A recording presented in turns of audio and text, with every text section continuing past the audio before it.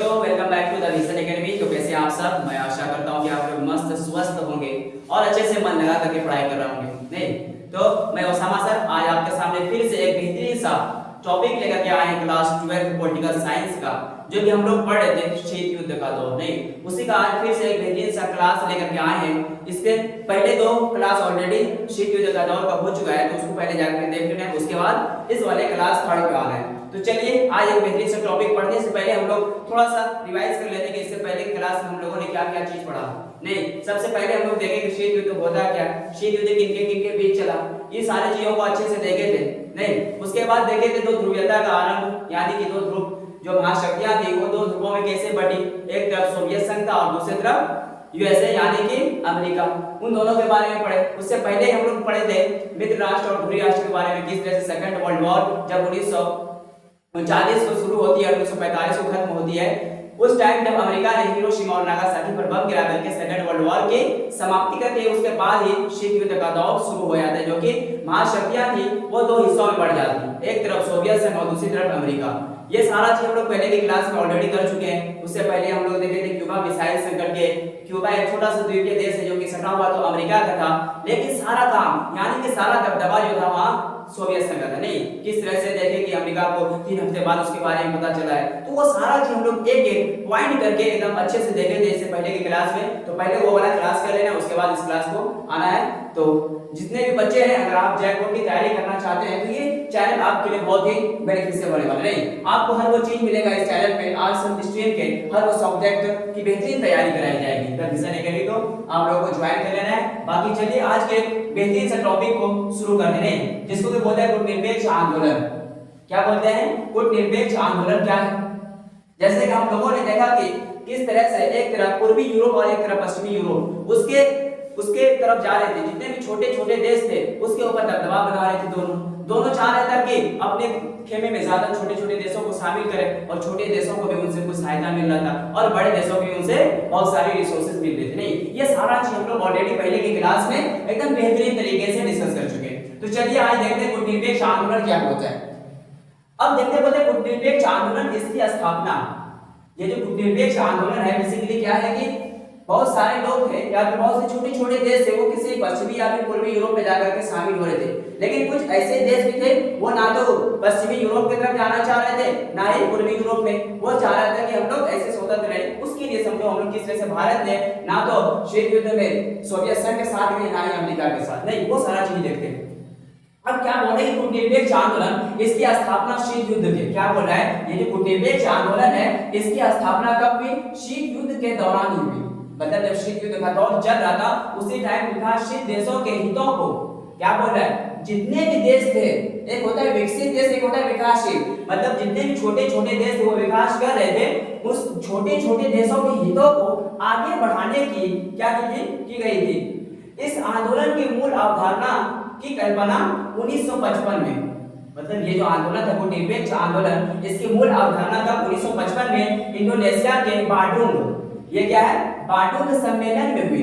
कहां हुई थी? अगर पूछेगा कि कूटनिरपेक्ष आंदोलन की जो सबसे पहले मूलभूत अवधारणा की कल्पना कहां की गई थी, तो इसका आंसर क्या हो जाएगा? इंडोनेशिया के बांडुंग सम्मेलन में हुई थी। यहां से हो सकता है ऑब्जेक्टिव भी पूछ ले। नहीं तो क्या है कूटनिरपेक्ष आंदोलन, इसकी स्थापना शीत युद्ध के दौरान ही, मतलब जब क्या बोल सकते हैं शीत युद्ध यानी कि दो महाशक्तियां अलग अलग दो गुटों में बढ़ चुकी थी। नहीं दो ध्रुवीयता का आरंभ हो चुका था, एक तरफ था सोवियत संघ एक तरफ था अमेरिका।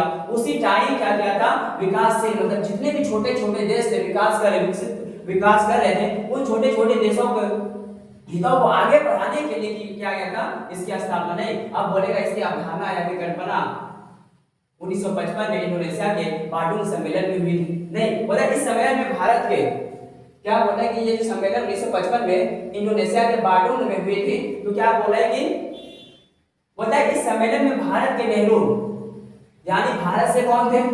भारत से नेहरू थे। यूगोस्लाविया के टिटो, यूगोस्लाविया से कौन थे? टिटो था। नहीं भारत से कौन था? नेहरू था। और यूगोस्लाविया से टिटो और मिस्र के नासिर जैसे 3 विश्व नेताओं ने, मतलब 3 विश्व नेताओं ने भाग लिया था। आधिकारिक क्या बोला कि आधिकारिक तौर पर इसकी स्थापना 1961 में बेलग्रेड में हुई थी। इसकी मतलब ऐसी कल्पना जो की गई कि 1995 में 1955 में इंडोनेशिया के बांडुंग में की थी, लेकिन इसकी स्थापना कब हुई थी? क्या बोल रहा है? इसकी जो मेन रूप से आगे हो सकती है, इसकी स्थापना जो ये कारगर हुई वो कब हुई? इसकी स्थापना 1961 में बेलग्रेड में हुई थी। इसमें कौन कौन सा था? भारत से नेहरू थे, यूगोस्लाविया से जोसेफ ब्राज टिटो थे, नहीं, और मिस्र से अब्दुल नासिर थे। ये तीनों उस टाइम के मुख्य नेता थे। इसके अब बोलते हैं इस सम्मेलन में एशिया, अफ्रीका और अमेरिका क्या बोल रहा है? इस सम्मेलन में यानी कि कूटनीतिक आंदोलन के सम्मेलन में जो बांडुंग में हुआ था, बोलते हैं इस सम्मेलन में एशिया, अफ्रीका और अमेरिका के देशों के नेताओं ने हिस्सा लिया था। इसके कुछ संस्थापक जैसे बोलता है सदस्यों में भारत, यूगोस्लाविया, मिस्र, इंडोनेशिया और बोलता है घाना शामिल थे। अब क्या बोलता है? भारत थे, नहीं, यूगोस्लाविया था, मिस्र से था, इंडोनेशिया से था और साथ ही साथ घाना से भी कुछ लोग इसमें शामिल थे। कूटनीतिक आंदोलन की जब स्थापना हो रही थी उस टाइम इसमें कुल इतने सब भारत से थे, यूगोस्लाविया से था, मिस्र से था, इंडोनेशिया से था और घाना से शामिल थे। अब देख लेते हैं इसमें कौन कौन से देश शामिल थे।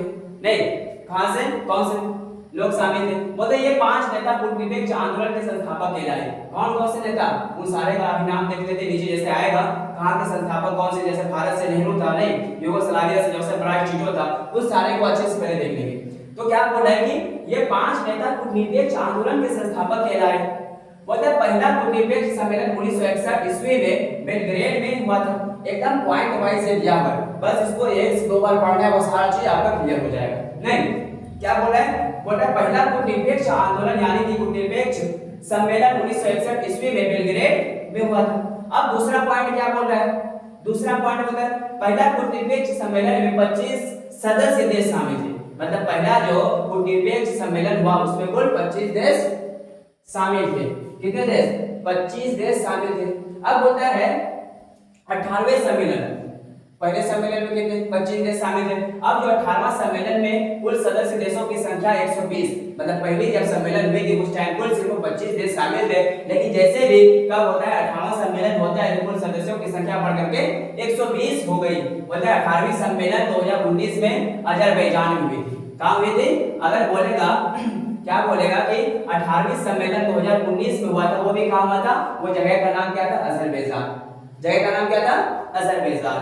नहीं, अब नीचे देख लेते हैं उन 5 संस्थापक नेताओं के नाम दिया हुआ है। कहां से कौन कौन से नेता थे? नहीं, कहां से कौन कौन नेता थे इसको याद कर लेना है। जैसे जोसेफ ब्राज टिटो, ये कहां से था? यूगोस्लाविया से था। जोसेफ ब्राज टिटो कहां से था? यूगोस्लाविया से था। उसके बाद जवाहरलाल नेहरू भारत से थे। कहां से थे? भारत से थे। कहां से? भारत से। अब तीसरा नंबर पर जमाल अब्दुल नासिर मिस्र से, और सुकर्नो कहां से था? इंडोनेशिया से, और वाने एन क्रोमा था घाना से।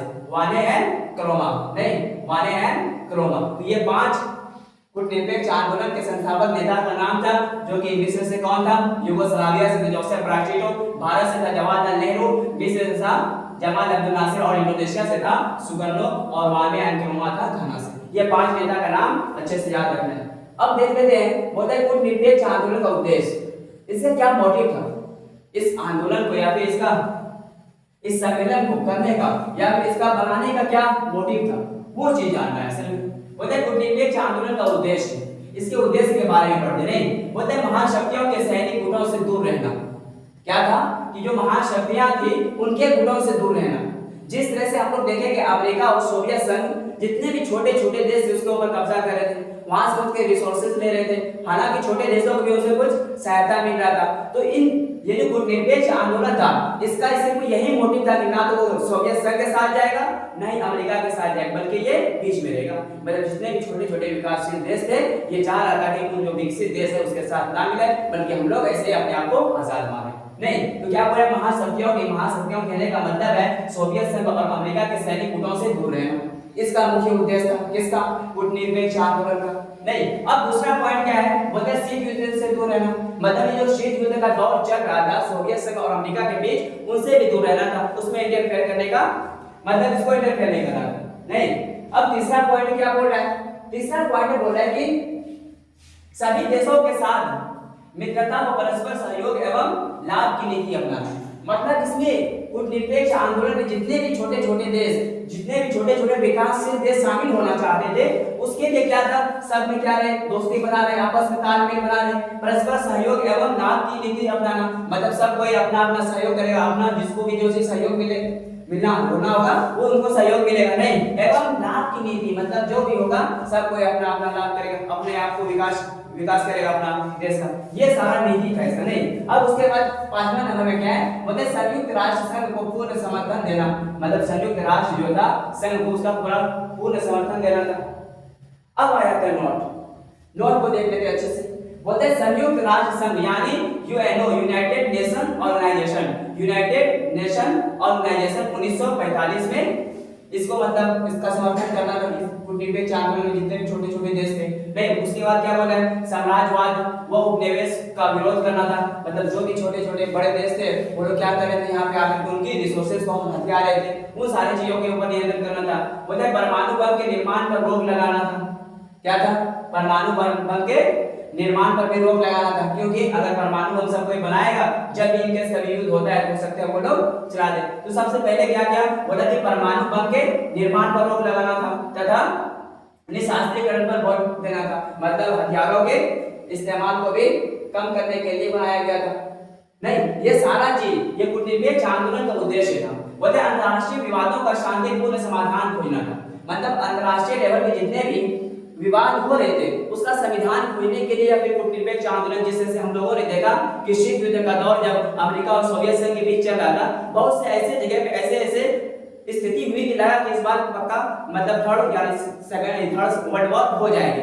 उस तरह से जब बहुत बार ऐसी स्थिति उत्पन्न हो रही थी, उस टाइम को रोकने के लिए या फिर ऐसी स्थिति उत्पन्न ना हो, इसलिए क्या किया, मतलब एक शांतिपूर्ण समाधान खोजना, ताकि आपस में कोई देश ना लड़े, परमाणु हथियार का ज्यादा इस्तेमाल ना करे। नहीं, इन सब चीजों को देखते हुए अंतरराष्ट्रीय यानी फिर कूटनीतिक आंदोलन की स्थापना की गई थी। नहीं, बोलते अंतरराष्ट्रीय विवादों का शांतिपूर्ण समाधान खोजना।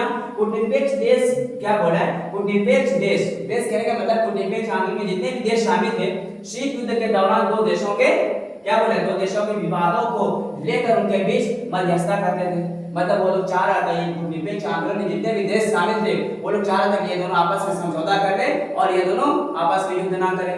ये चीज, ये सारा मोटिव था, इनका उद्देश्य था नहीं कूटनीतिक आंदोलन का। ये तो ना चाह रहा था कि सोवियत संघ का साथ दे रहा था, ना ही अमेरिका का। ये लोग भले अंतरराष्ट्रीय लेवल पे जो विवाद हो रही थी उसको समाधान या फिर उसको सुलझाने की कोशिश कर रहे थे, नहीं उसको चाह रहा था कि दोनों आपस में समझौता करें और युद्ध ना करें। अब आ जाता है मतलब नई अंतरराष्ट्रीय आर्थिक व्यवस्था, जिसको कि NIEO बोलते हैं। नहीं, क्या बोला है, the new international economic order. इसको अब देख लेते हैं क्या है। बोलते हैं नई अंतरराष्ट्रीय आर्थिक व्यवस्था यानी कि नियो एक ऐसा विचार है जिससे गरीब और विकासशील, क्या बोला है, जिससे गरीब और विकासशील देशों ने मिलकर 1970 के दशक में पेश किया था। क्या किया था, ये नियो है अंतरराष्ट्रीय मतलब नई या फिर नव अंतरराष्ट्रीय आर्थिक व्यवस्था जो है, जिसको कि इंग्लिश में बोलते हैं the new international economic order. नहीं, इसकी क्या बोल रहा है कि नई अंतरराष्ट्रीय आर्थिक व्यवस्था नियो एक ऐसा विचार है जिससे गरीब और विकासशील देश, मतलब जो भी गरीब देश है या फिर जो भी छोटे छोटे देश है वो विकासशील कर रहे हैं, देशों ने मिलकर के 1970 के दशक में पेश किया था। इसका उद्देश्य था दुनिया की आर्थिक व्यवस्था को ज्यादा न्यायपूर्ण, क्या मिले, न्यायपूर्ण और समान बनाना। मतलब ये था कि जितने छोटे छोटे देश है वो भी अपना विकास करे, वो भी अपनी स्थिति को सुधारे। मतलब जितने भी छोटे छोटे गरीब देश थे, विकासशील देश थे, उन लोगों ने क्या किया, 1970 के दशक में पेश किया था। इसका उद्देश्य था कि दुनिया की मतलब पूरे दुनिया में जितने भी छोटे छोटे देश थे, किस तरह से हम लोगों ने देखा कि छोटे देश भी कुछ सोवियत संघ के खेमे में चले गए, कुछ अमेरिका के खेमे चले गए, क्योंकि उसको भी कुछ आर्थिक मदद चाहिए थी, उसको भी हथियारों की जरूरत थी, इसलिए वो लोग मजबूरी में किसी एक के साथ उसको जाना था। तो क्या बोला कि अगर कोई भी कूटनीतिक आंदोलन में आता है तो वो इन सब चीजों से क्या रहेगा, मुक्त रहेगा। नहीं, वो अपना विकास कर सकता है, वो अपने गरीबी से निकल सकता है। तो ये सारा काम था। ये जो नई नियो है ये चाह रहा था कि नव अंतरराष्ट्रीय आर्थिक व्यवस्था, इसे क्या था कि 1970 में जब इसकी स्थापना हुई तो इसमें जितने भी गरीब देश या फिर विकासशील देश थे उन लोगों का यही उद्देश्य था कि आर्थिक व्यवस्था को ज्यादा न्यायपूर्ण और समान बनाना है। मतलब जितने भी छोटे छोटे देश है वो भी अपने आप को स्टेबल कर पाए। नहीं, ये सारा चीज था। अब बोले इसकी जरूरत क्यों पड़ी, मतलब नियो की जरूरत क्यों पड़ी, the new international economic order ने बोलता है गुटेनबर्ग आंदोलन में शामिल ज्यादातर देश गरीब और पिछड़े थे। यानी कि ये गुटेनबर्ग आंदोलन था, इसमें जितने भी छोटे छोटे देश शामिल हुए थे, मतलब इस आंदोलन में जितने भी छोटे छोटे देश शामिल हुए थे उसमें ज्यादातर देश गरीब और क्या थे, गरीब और पिछड़े देश थे। अब बी नंबर में क्या बोला है, ये देश लंबे समय तक औपनिवेशिक शोषण यानी जैसे भारत पर ब्रिटिश शासन का शिकार रहे। मतलब क्या बोला कि ये देश जो थे छोटे छोटे देश थे, इसके ऊपर लंबे समय तक मतलब बहुत दिनों तक औपनिवेशिक मतलब किसी ना बड़े देशों का इसके ऊपर शासन रहा है। जिस तरह से भारत के ऊपर ब्रिटिश का बहुत दिनों तक शासन रहा, इस तरह से और भी बहुत सारे देश थे उसके ऊपर किसी ना किसी बड़े देशों का शासन रहा होगा, इसलिए उसका विकास नहीं हो पाया।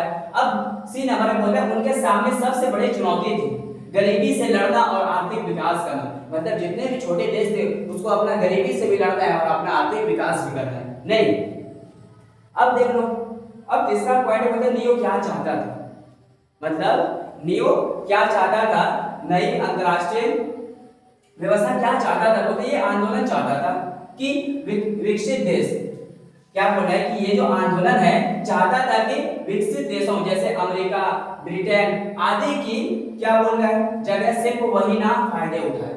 मतलब ऐसा नहीं कि सिर्फ वही दोनों देश जो भी विकसित देश है मतलब पूरा डेवलप्ड कंट्री है वही फायदा ना उठाए, बल्कि उसके साथ जितनी भी छोटे छोटे देश है उसको भी आर्थिक मदद मिले, वो भी अपनी गरीबी से आगे बढ़ पाए। नहीं तो क्या बोले ये आंदोलन चाहता था कि विकसित देशों यानी जैसे अमेरिका और ब्रिटेन आदि की जगह सिर्फ वही ना फायदा उठाए बल्कि इन छोटे छोटे देशों को भी उनसे कुछ लाभ मिले।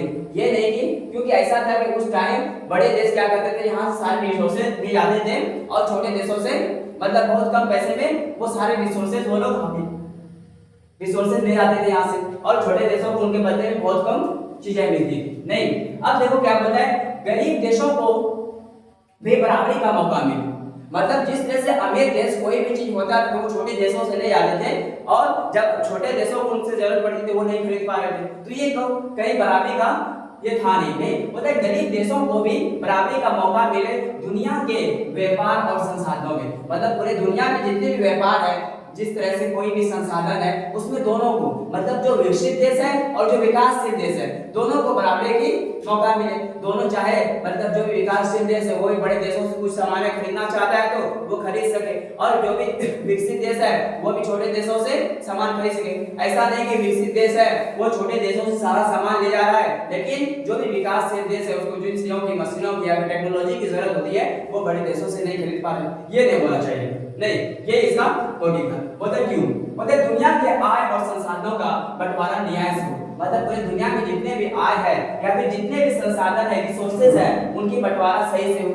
मतलब छोटे देशों को भी उसमें हिस्सेदारी मिले, नहीं जितने भी विकासशील देश है उसको भी हिस्सा मिले। ये नहीं कि विकसित देश सारा कुछ हड़प रहा है, ऐसा नहीं होना चाहिए। अब बोलते हैं उत्तरी देशों यानी अमीर और दक्षिणी देशों गरीब के बीच की दूरी खत्म हो।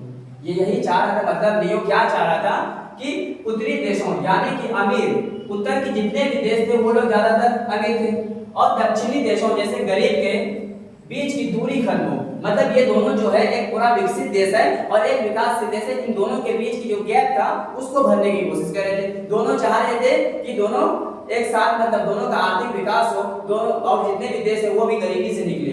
नहीं, ये चाहता बोलते हैं नियो एक ऐसा स्थापना बोलते हैं नियो एक ऐसा सपना था जिसमें सब देशों को बराबरी का हक मिले। नियो कहने का मतलब है कि नियो जो है नई अंतरराष्ट्रीय व्यवस्था जो है ये क्या था कि सबको एक बराबरी का हिस्सा मिले। मतलब जितने भी संसाधन है पूरे दुनिया में उसमें सबका उस पे हक हो।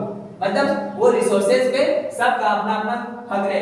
जैसे विकसित देशों का है वैसे भी विकासशील देश गरीब देश है उसका भी उसमें अपना हक होना चाहिए। लेकिन उधर नियो एक ऐसा सपना था जिसमें सब देशों को मतलब जितने भी छोटे छोटे देश भी शामिल थे उसका भी क्या था, सपना था कि बराबरी का हक मिले, अमीर देश गरीब देश का शोषण ना करे। कहने का मतलब ये जो अमीर देश है वो गरीब देशों का शोषण ना करे, मतलब गरीब देशों को सताए नहीं, उनसे भी अगर कोई चीज हो तो उसको भी उन चीजों में भागीदारी दे।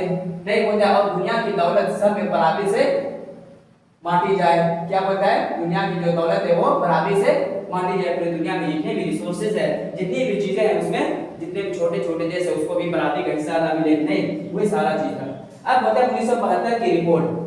ये क्या है 1972 की रिपोर्ट क्या बता रहा है, होता है 1972 की रिपोर्ट होता है towards new trade policy for development, यानी कि यूएनसीटीएडी बोलता है, क्या बोल रहा है कि towards new trade policy for development. बोलता है इस रिपोर्ट में कहा गया है कि मोबाइल विश्व व्यापार, क्या बोल रहा है, मोबाइल विश्व व्यापार व्यवस्था में सुधार होने से, क्या बोल रहा है, सुधार होने से, मतलब एक देश जब दूसरे देशों से कोई चीज खरीदे उसको वो वहां से खरीद सकता है, नहीं मतलब अल्प विकसित देशों को, क्या बोल रहा है, मतलब जिसकी जो ऐसे देश है जिसकी अभी उतना विकसित नहीं है, अभी बहुत कम वो विकसित हुए हैं, बोलता है अल्प विकसित देशों को अपने प्राकृतिक संसाधनों पर नियंत्रण मिलेगा।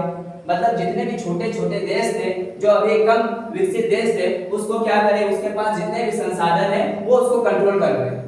ये नहीं कि जितने भी विकासशील देश है या जितने भी विकसित देश है वो सारा आकर किन से ले जा रहा है, हड़प ले रहा है, ऐसा नहीं, वो अपने संसाधनों का वो क्या कर सकते हैं, सुरक्षा कर सके। बोलते हैं उन्हें पश्चिमी देशों के बाजारों तक पहुंच मिलेगी, और क्या बोले कि जितने भी चीज है, क्या बोले, उन्हें पश्चिमी देश के बाजारों तक पहुंच मिलेगी, यानी पश्चिमी देश के बाजारों में जाकर उनको जो भी चीजें खरीदनी हो वो खरीद सकते हैं। नहीं बोले तकनीकी सामान जैसे मशीन की कीमत कम होगी जिससे वो विकास कर सके, मतलब जो भी ऐसा नहीं कि अब जितने भी छोटे देश है अगर वो तो उसके पास तो संसाधन बहुत है लेकिन उन संसाधनों को निकाल करके उसको अच्छे से यूटिलाइज नहीं कर पा रहे, उसका इस्तेमाल नहीं कर पा रहे, तो वो क्या करेगा, जब वो पश्चिमी देश में जाएगा, वहाँ पश्चिमी देश के बाजार में जाएगा, वहां से उनको अच्छे दाम में मशीन मिले ताकि वो भी अपने संसाधनों को अच्छे से इस्तेमाल कर पाए। नहीं अब आया क्या बोलता है उद्देश्य, उद्देश्य क्या था इसका, बोलता है उद्देश्य गरीब, क्या बोल रहा है, गरीब देश की वैश्विक व्यापार में बराबरी का मौका मिले, मतलब पूरे दुनिया में जितने भी व्यापार होते हैं, जितने भी बिजनेस होते हैं उसमें सबको क्या मिले, बराबरी का अधिकार मिले, यानी कि छोटे देश भी क्या हो कि पश्चिम के बाजार में जाकर के वहां भी ये अपना जो भी चीजें वो खरीद सके और इससे जो भी बड़े देश है वो भी उनसे लाभ ले सके। मतलब ये लोग चाह रहे थे कि हमको भी बराबरी का व्यापारी में या फिर दूसरे देशों में जाकर के वहां से सामान खरीदने में मिले, हमको भी जितने भी मशीनें हैं वो सही दाम में मिले, यही कुछ चाह रहा था। नहीं अब बोलते हैं भारत और शीत युद्ध। अब हम लोग देखेंगे किस तरह से भारत वाले ने ना तो अमेरिका का साथ दिया ना ही सोवियत संघ का साथ दिया, तो यही चीज हम लोग इसमें पढ़ेंगे कि भारत और शीत युद्ध के बीच का कैसा रिलेशन रहा, यानी कि भारत क्यों नहीं शीत युद्ध के इस चीज में शामिल हुए। नहीं अब बोलते हैं शीत युद्ध के दौरान भारत ने दो रास्तों पर अपनी भूमिका निभाई, क्या बोल रहा है, शीत युद्ध के दौरान जब दो पूरी दुनिया दो ग्रुपों में बटी हुई थी, यानी कि दो ध्रुवीयता का आरंभ हो चुका था, एक तरफ था सोवियत संघ और एक तरफ था अमेरिका, तो उस टाइम भारत ने क्या किया, दो रास्तों पर अपनी भूमिका निभाई। वो कौन कौन सी रास्ता था, चलिए देखते हैं। नहीं मतलब पहला भारत दोनों महाशक्तियों से दूर है, पहला काम इन्होंने क्या किया, तो बोलता है कि भारत दोनों महाशक्तियों यानी भारत ने ना तो अमेरिका का साथ दिया ना ही सोवियत संघ का साथ दिया, बल्कि इन दोनों में किसी का समर्थन नहीं किया, ना तो किसी में जाकर के मिले, पहला काम ये किया। दूसरा बोलता है उपनिवेशों के चंगुल से आजाद हुए नवस्वतंत्र देशों को महाशक्तियों के खेमों में जाने से रोका। तो जैसे देखें कुछ निरपेक्ष आंदोलन में जितने भी छोटे छोटे देश थे उसको क्या किया कि उन छोटे छोटे देशों को क्या किया, उन महाशक्तियों के गुटों में जाने से रोका, क्या क्या, उनको महाशक्तियों के गुटों में जाने से रोका। मतलब स्वतंत्र कहने का मतलब है जो भी छोटे छोटे देश थे नई नई आजादी मिली थी उसको क्या किया कि उन खेमों में जाने से रोका। नहीं तो दूसरा उपनिवेशों के चंगुल से, मतलब जिसके ऊपर जिस तरह से भारत के ऊपर ब्रिटिश का बहुत दिन तक शासन रहा, इसी तरह से और भी बहुत सारे छोटे छोटे देश थे उसके ऊपर किसी न किसी देश का शासन रहा होगा। जैसे उन लोगों ने अभी नई नई आजादी मिली थी उसको भी उस खेमों में जाने से रोका, यानी वो तो ना पश्चिमी खेमों में जाने दिया ना ही पूर्वी खेमों में। नहीं बोलता है देश को महाशक्तियों के खेमे में जाने से रोकना, नहीं ये सारा काम किया भारत ने। अब देख लेते हैं अगला पॉइंट, बोलता है भारत के नीति ना तो नकारात्मक थी, कुछ लेखकों का कहना था कि भारत क्या कर रहा है, बीच में रहना चाह रहा है, ना तो ये चाह रहा है कि सोवियत संघ के साथ जाए ना ही अमेरिका के साथ। तो क्या बोले कि भारत की नीति, मतलब इसका नीति कहने का नियत या फिर बोलता है कि भारत की नीति ना तो नकारात्मक ना तो निगेटिव थी और ना ही निष्क्रिय था, ठीक, बल्कि भारत दोनों गुटों को क्या बोले कि बल्कि भारत ने क्या किया, दोनों गुटों के बीच मौजूद मतभेद को क्या बोल रहा है, मतभेदों को कम करने की कोशिश की। मतलब ये दोनों देश जो थे आपस में लड़ रहे थे, इसके जो मतभेद थे, दोनों के बीच जो टकराव था, उसको कम करने की कोशिश की। नहीं मतलब ये तो अगर चाहता तो सोवियत संघ भी जा सकता था, अगर चाहता तो डायरेक्ट इसे अमेरिका भी जा सकता था। इसने क्या किया कि दोनों में से किसी को नहीं चुना, और जितने भी छोटे छोटे नए देश आजाद हो रहे थे उसको भी वहां जाने से रोका नहीं, और उसको क्या कहा कि इसके कूटनीतिक आंदोलन में आओ, अपना विकास खुद करो। तो क्या क्या बोलता है कि निष्क्रियता थी, बल्कि भारत ने दोनों गुट कहने का मतलब सोवियत संघ और अमेरिका के बीच मौजूद मतभेदों को कम करने की कोशिश की। नहीं, दोनों के बीच जो मतभेद चल रहे थे उनको कम करने की कोशिश की। अब आगे बढ़े, भारत की कूटनिरपेक्षता नीति का कई कारणों से आलोचना की गई। क्या बोले, ये जो इसका नीति था, इसका कई छोटे छोटे देश, अभी कई देशों ने इसका क्या क्या आलोचना करना शुरू कर दिया। बोले आलोचना की गई, जैसे कहा जाता है कि भारत अपने राष्ट्रीय हितों के बारे में सोचकर अक्सर महत्वपूर्ण अंतर्राष्ट्रीय मामलों पर कई सुनिश्चित पक्ष न लेने से बचता है। मतलब क्या बोल रहा है, बोल रहा है कि भारत की कूटनीतिक नीति का कई कारणों से आलोचना की गई। जैसे कहा जाता है कि भारत ने अपने राष्ट्रीय हितों को, मतलब अंतरराष्ट्रीय लेवल के जितने भी कारोबार होते हैं उसके बारे में सोचकर अक्सर महत्वपूर्ण जितने इंपॉर्टेंट अंतरराष्ट्रीय मामलों पर कोई भी सुनिश्चित पक्ष नहीं लेता है। मतलब ये चाहता है कि हम दोनों के साइड में अच्छे रहे, अमेरिका के भी नजर में अच्छे रहे और सोवियत संघ के भी नजर में अच्छे रहे। बहुत लोगों का ये मानना था। नहीं, अब बोलता है अगस्त 1971 में भारत ने सोवियत संघ, क्या बोल रहा है, अगस्त 1971 में भारत ने सोवियत संघ से आपसी मित्रता के संधि पर हस्ताक्षर किए। अब देखो क्या बोल रहा है, अगस्त 1971 में क्या किया, भारत ने सोवियत संघ यानी यूएसएसआर के साथ आपसी मित्रता की संधि पर हस्ताक्षर कर लिया। नहीं, अब देखो, अब अगला पॉइंट क्या बोल रहा है, बोलते जब कूटनीतिक आंदोलन का आशय ये है कि गरीब और विश्व के बहुत छोटा देश को भी किसी महाशक्ति के पिछलग्गू बनने की जरूरत नहीं है। ये जो कूटनीतिक आंदोलन था, इसका यही मानना था कि जितने भी छोटे छोटे देश है वो नए नए आजाद हुए हैं, उसका कोई जरूरत नहीं कि वो उन दोनों देशों का पिछलग्गू बने या फिर उसके कंट्रोल में जाए। वो खुद अपना विकास कर सकता है और खुद उन दोनों के खेमों में जाने से रोक सकता है, या फिर वो कूटनीतिक आंदोलन में आ जाए। नहीं, उन दोनों से तो क्या बोलते हैं, जब कूटनीतिक आंदोलन या कूटनीतिक का आशय ये है कि गरीब कहने का मतलब जिस देश के अभी उतना विकास नहीं हुआ है उसको, और बोलते विश्व के बहुत छोटा देश को भी किसी महाशक्ति के बीच लघु बनने की जरूरत नहीं है। ये था कूटनीतिक आंदोलन का नहीं उद्देश्य था। अब बोलते सीमित परमाणु परीक्षण संधि, क्या बोल रहे हैं, सीमित परमाणु परीक्षण संधि जिसको बोलते हैं लिमिटेड टेस्ट बैन ट्रीटी।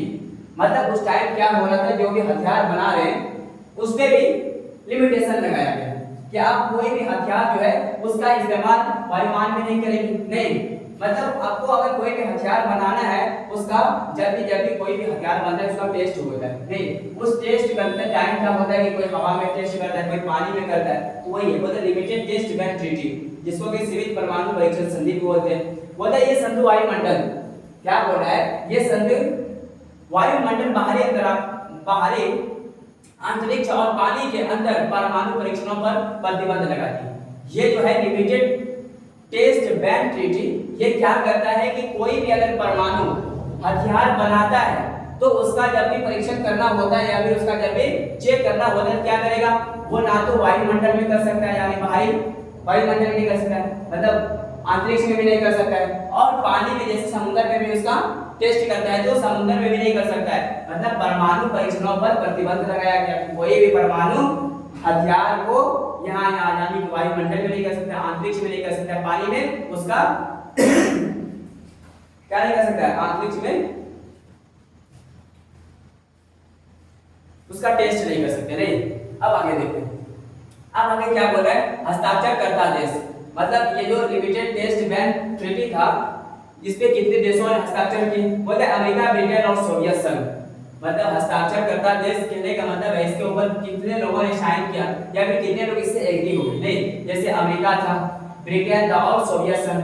नहीं, बोलते स्थान मॉस्को, ये रूस में, ये मॉस्को जो है वो रूस में। नहीं, बोलते तारीख 5 अगस्त 1963। बोलते प्रभावित तिथि मतलब जब लागू कब हुआ तो बोलते 7 अक्टूबर 1963 को। ये चीज याद रखना, लिमिटेड टेस्ट बैन ट्रीटी इसकी मतलब इसके ऊपर कितने देशों ने हस्ताक्षर किए, वो कौन था? अमेरिका था, ब्रिटेन था और सोवियत संघ था। नहीं मतलब इसके स्थान कहाँ था? मतलब जब ये सारा काम हो रहा था ये था मॉस्को जो कि रूस में ये जगह है। उसके बाद तारीख होता है 5 अगस्त 1963 को ये इसके ऊपर हस्ताक्षर किए, लेकिन ये प्रभावी कब होगा, जब लागू कब होना शुरू हुआ?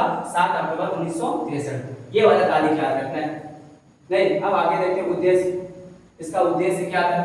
जिस तरह से अंतरिक्ष में, वायुमंडल में या फिर समुद्र पानी में कोई भी परमाणु हथियार का परीक्षण नहीं कर सकता है। नहीं उसका मतलब उद्देश्य क्या था? मतलब उद्देश्य मतलब परमाणु हथियारों के परीक्षण से होने वाले पर्यावरण, मतलब कोई भी परमाणु परीक्षण करता है तो उससे हमारे पर्यावरण को क्या होता है? इफेक्ट पड़ता है। नहीं मतलब पर्यावरणीय और मानव स्वास्थ्य के नुकसान को रोकना, मतलब इससे क्या होता है? मानव स्वास्थ्य में भी गिरावट आती नहीं, ये सारा चीज था। अब होता है परमाणु अप्रसार संधि, जिसको कि बोलते हैं एनपीटी, बोलता है the treaty on the non proliferation of nuclear weapon. बोलता है ये संधि केवल परमाणु शक्ति संपन्न देशों को, क्या बोल रहा है? अब देख लेते हैं परमाणु अप्रसार संधि क्या बोल रहा है। बोलते हैं ये संधि केवल परमाणु शक्तियां, मतलब जिसके पास परमाणु हथियार थे उनके लिए। बोलता है ये संधि केवल परमाणु शक्ति संपन्न देशों को इतनी हथियार रखने की अनुमति देता है, मतलब एक तारीख है उससे पहले जितने भी देशों ने परमाणु हथियार बना लिए थे उसी को रखने की इजाजत देता है। उस तारीख के बाद उसको रखने की या फिर बनाने की कोई भी अनुमति नहीं देती है। बोलते हथियार रखने की अनुमति देता है और बाकी देशों को ऐसे हथियार हासिल करने से रोकती है, मतलब ये परमाणु हथियार हासिल करने से भी रोकती है। बोलते परमाणु अप्रसार संधि के उद्देश्यों को ध्यान में रखते हुए उन देशों को परमाणु शक्ति से संपन्न देश माना गया जिन्होंने 1 जनवरी 1967 से पहले किसी परमाणु हथियार अथवा क्या क्या था उसकी खरीदारी की थी या फिर उसको बनाया नहीं। अन्य विस्फोटक परमाणु सामग्रियों का निर्माण और विस्फोट किया था, मतलब उस तारीख से पहले, कब? 1 जनवरी 1967 से पहले किसी भी परमाणु हथियार का या तो उसने खरीदा हो या फिर उसका परीक्षण किया हो, उसके बाद से ये सारा चीज लागू होता है। नहीं परमाणु अप्रसार संधि तो बोलता है 1 जनवरी 1967 से पहले किसी परमाणु हथियार अथवा अन्य विस्फोटक परमाणु सामग्रियों का निर्माण और विस्फोटक किया हो। इस परिभाषा मतलब होता है इस परिभाषा के अंतर्गत 5 देशों को, मतलब इससे पहले ये लागू होने से पहले 5 देशों जैसे अमेरिका था, सोवियत संघ जिसको यूएसएसआर भी और इसको भी रूस भी बोलते हैं, बाद में रूस जिसको बोल रहे हैं मतलब सोवियत संघ को ही बाद में रूस कहा गया। नहीं ब्रिटेन है, फ्रांस है और चीन को परमाणु शक्ति संपन्न माना गया, मतलब इन्होंने 1 जनवरी 1967 से पहले किसी परमाणु हथियार को बनाया था या फिर उसका परीक्षण किया था, उसको ही हम लोग परमाणु संपन्न देश मानता है। नहीं तो बोलता है शक्तियों से और चीन को परमाणु शक्ति से संपन्न माना गया। इस संधि पर 1 जुलाई क्या बोल रहा है? इस संधि पर 1 जुलाई 1968 को वाशिंगटन, लंदन यानी कि वाशिंगटन जो है लंदन में और मॉस्को में हस्ताक्षर हुए और ये संधि 5 मार्च 1970 से प्रभावी हुई। और ये संधि का परमाणु अप्रसार संधि कब से प्रभावी हुआ? बोलता है 5 मार्च 1970 से प्रभावी हुई। इस संधि को 1955 में क्या बोला है? अनियमित काल के लिए क्या कर दिया गया? बंद कर दिया गया या फिर अनियमित काल के लिए इसको बढ़ा दिया गया। नहीं परमाणु अप्रसार संधि को। अब बोलते हैं मार्शल प्लान। ये क्या है मार्शल प्लान? बोलता है Marshall plan 1948 Marshall plan America की एक आर्थिक सहायता योजना थी। बोलता है इसका उद्देश्य था द्वितीय विश्व युद्ध के बाद यूरोप का पुनर्निर्माण करना, मतलब सेकेंड वर्ल्ड वॉर के बाद जितने भी देशों का जितने भी क्षतिग्रस्त हुआ था उसको मतलब दोबारा से उसका निर्माण करना। नहीं तो बोला इसका उद्देश्य था द्वितीय विश्व युद्ध कहने के बाद है मतलब सेकेंड वर्ल्ड वॉर में जितने भी हानि हुई थी, जितने भी देशों को नुकसान हुआ था, बोला उसके बाद यूरोप का पुनर्निर्माण करना, मतलब यूरोप में क्या था उसको दोबारा उसका निर्माण करना था। बोला ये योजना 1948 में शुरू हुई और इसे अमेरिका के विदेश मंत्री जॉर्ज मार्शल के नाम पर नाम दिया गया, मतलब अमेरिका के जो भी विदेश मंत्री थे जॉर्ज मार्शल उसी के नाम पर इसको मार्शल प्लान योजना दिया गया। नहीं पता इसके तहत अमेरिका ने यूरोप देशों को 13 अरब डॉलर से अधिक की आर्थिक मदद दी और इसी मार्शल प्लान की योजना से की तरफ से क्या किया अमेरिका ने यूरोप को क्या किया 13 अरब डॉलर से आर्थिक मदद की। नहीं अब आया था कोरियाई युद्ध और ये लास्ट टॉपिक है, इसको भी देख लेते हैं। कोरियाई युद्ध क्या है? 1950 में शुरू होता है और 1953 को ये खत्म होता है। बताइए ये युद्ध उत्तर कोरिया समर्थन सोवियत संघ, मतलब ये जो उत्तर कोरिया का समर्थन सोवियत संघ और चीन, मतलब उत्तरी कोरिया का जो समर्थन कर रहा था वो सोवियत संघ था और चीन था, और दक्षिणी कोरिया जिसका समर्थन अमेरिका और संयुक्त राष्ट्र के बीच हुआ। मतलब ये जो कोरियाई युद्ध हुआ वो किसके बीच हुआ, मतलब उत्तरी कोरिया जिसका समर्थन कौन कर रहा था, सोवियत संघ और चीन, और दक्षिणी कोरिया जिसका समर्थन अमेरिका और कौन कर रहा था, संयुक्त राष्ट्र के बीच हुआ। बोलता है 25 जून 1950 को उत्तर कोरिया ने दक्षिण कोरिया को, क्या बोल रहा है, उत्तर कोरिया ने दक्षिण कोरिया पर हमला कर युद्ध शुरू किया। उत्तर कोरिया के ऊपर मतलब हमला करता है दक्षिण कोरिया पर, और हमला करके मतलब युद्ध को शुरू किया। मतलब युद्ध का मुख्य कारण था कम्युनिस्ट, क्या बोल रहा है, युद्ध का मतलब ये जो वॉर हो रहा था इसका मुख्य उद्देश्य था कम्युनिज्म और पूंजीवादी के बीच टकराव, कम्युनिज्म और पूंजीवादी का के बीच टकराव। अब बोलते हैं 1953 में एक युद्ध विराम समझौता हुआ, मतलब इस युद्ध को रोकने का भी एक समझौता हुआ। कब हुआ, 1953 में एक युद्ध विराम समझौता हुआ, लेकिन शांति संधि नहीं हुई, मतलब इसके ऊपर भी उन लोगों ने शांति नहीं हुई, इसलिए तकनीकी रूप से दोनों देश अब भी युद्ध की स्थिति में, अभी भी दोनों के बीच युद्ध की स्थिति बनी हुई नहीं। अब बोले युद्ध के बाद कोरिया दो भागों में बटा रहा, ये बता नहीं बल्कि ये बटा है, क्या है, बोले कोरिया दो भागों में बटा रहा, उत्तर कोरिया और दक्षिण कोरिया, ये तो अभी भी है। तो चलिए आज की टॉपिक को यही खत्म करते हैं, कुछ टॉपिक बचा हुआ जैसे बोलते हैं परिणाम, इसका परिणाम क्या हुआ कोरियाई युद्ध का, बोलते हैं लाखों लोगों मारे गए, कोरियाई प्रायद्वीप आज भी दो भागों में बटा हुआ है, नहीं, उत्तरी कोरिया और दक्षिणी कोरिया। बोलते हैं यह युद्ध शीत युद्ध के प्रमुख संघर्षों से भी क्या रहा, बोलते हैं यह युद्ध शीत युद्ध के प्रमुख संघर्षों में भी में ऐसे एक माना जाता है। नहीं, ये सारा टॉपिक था, तो आज इस चैप्टर का खात्मा हो गया। हालांकि ये जेईई बोर्ड के सिलेबस में नहीं है, लेकिन फिर भी जो चीजें थी उसको हम लोगों ने अच्छे से देख लिया, क्योंकि आगे जो हम लोग अगला चैप्टर पढ़ेंगे तो ध्रुवीयता का आलोक, वो चैप्टर हमारा सिलेबस में है, उसको और बेहतरीन तरीके से हम लोग पढ़ेंगे, ठीक। और जितने भी बच्चे अगर ऑफलाइन क्लास ज्वाइन करना चाहते हैं द विजन एकेडमी का, जानिए आर्ट्स सब्जेक्ट की पूरी तैयारी कराई जाती है, तो द विजन एकेडमी नीचे आपको नंबर मिल जाएगा, वहां से आकर के आप द विजन एकेडमी का जो भी कोर्स है उसको ज्वाइन कर सकते हैं। बाकी अगर आपको इसका एड्रेस चाहिए तो वेदांतबाग वसुंधरा हॉस्पिटल के पास है। साथ ही साथ हम लोग क्लास नर्सरी से लेके 8 तक के बच्चों को हर सब्जेक्ट की बेहतरीन तैयारी कराते हैं। तो हमारा द विजन एकेडमी एक बार चैनल को जरूर विजिट करें, या फिर आप ऑफलाइन क्लासेस को एक बार जरूर विजिट करें। चलिए आज की इस क्लास को यही खत्म करते हैं।